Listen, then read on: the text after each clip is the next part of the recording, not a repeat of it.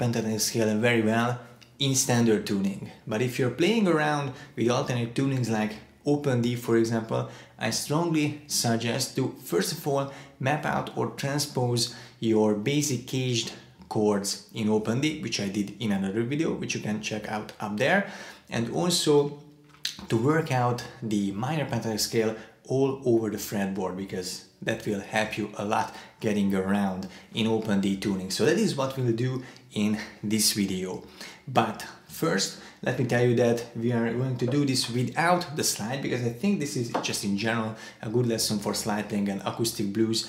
If you're learning a song that has slide in it, maybe sometimes you want to start without the slide to understand the concepts and get it under your fingers and then add the slide. So this is what we'll do in the next video. For now, it's gonna be all just the fingers. And the other thing I have to mention that when I'm talking about the pentatonic or the minor pentatonic scale, I kind of have the blue note or the blues note, basically the tritone, so the flat fifth included. So some people call that the blues scale, but that's all the same for me. So I'm talking about this note, the tritone. Now anyway, so if you haven't checked out my chord video yet, the 3 chord shapes or chord inversions of the D major triad that will work around is this, then, and D3. Now, starting down here with your adjusted or transposed D shape, we have the third, which is an F sharp, on the first string. If we lower that the semitone, we get a D minor. And then an open position, minor pentatonic or blues scale would look like.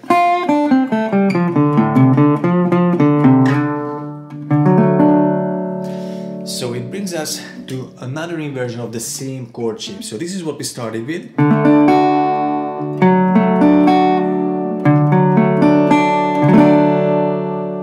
Now this time I'm playing the third of the chord on the 4th string, so I have to lower that a semitone to get a nice big D minor chord. And then the pentatonic / blues scale around it is.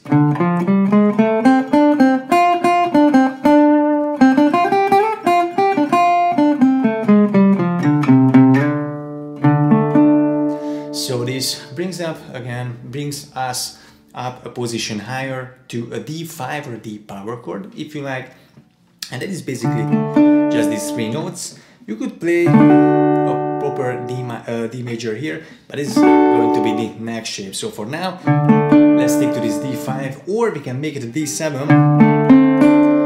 Just make sure when you're barring at the 5th fret, don't play the 1st string, because that makes it a sus4.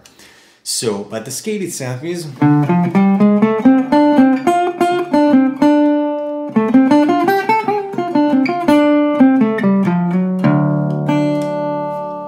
And then this is the chord I mentioned just a minute earlier. This time we have the third, major third, on the 2nd string, so we have to lower that to get the minor chord, and kind of licks or the shape around this is.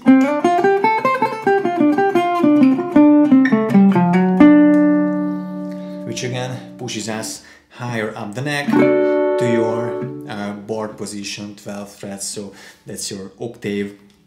And again, there's 2 directions you can go. First of all,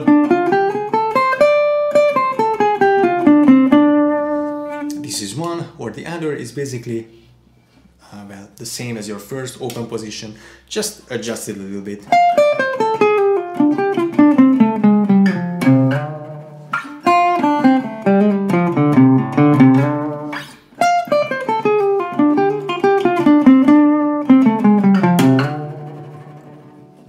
So that is basically the path I like to take.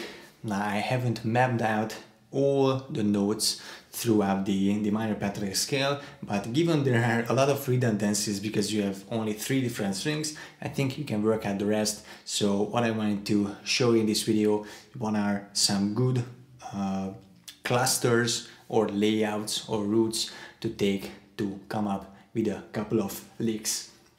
And yes, we are in open tuning, so most of that action will be here, but that doesn't mean you have to stick to this. So you can venture up the neck using cool licks, like for example this one.